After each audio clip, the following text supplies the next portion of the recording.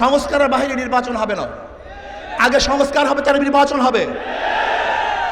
March for Dhaka, আমরা অচিরে March for Dhaka ঘোষণা দেব। কারা সংস্কারের পক্ষে আর কারা বিপক্ষে ইনশাআল্লাহ জনগণ ডিসাইড করবে। আগে সংস্কার হবে, আগে নির্বাচন হবে। আজকে নারী কমিশনের নামে যেই কমিশন করেছে তারা এই দেশের মুসলমান, হিন্দু, খ্রিস্টান, বৌদ্ধ সকল ধর্মের বিরুদ্ধে একটি সুপারিশ নামা পেশ করেছে। দেশের সরকারকে বলতে চাই, ইসলামের বিরুদ্ধে অবস্থান নেবেন না। এ পর্যন্ত যা করেছেন, বিশেষ করে প্রধান উপদেষ্টা সর্বমহলের সমর্থন পেয়েছিল।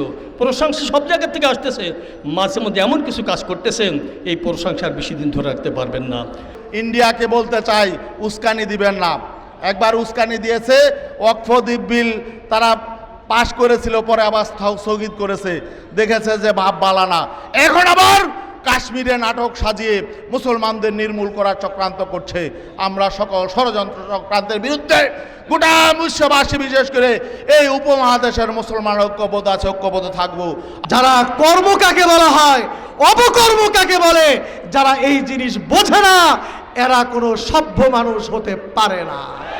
আমরা বলতে চাই, নারী কমিশনের যারা প্রস্তাব দিয়েছে, এদেরকে এই নারী কমিশন শুধু বাতিল করলেই হবে না।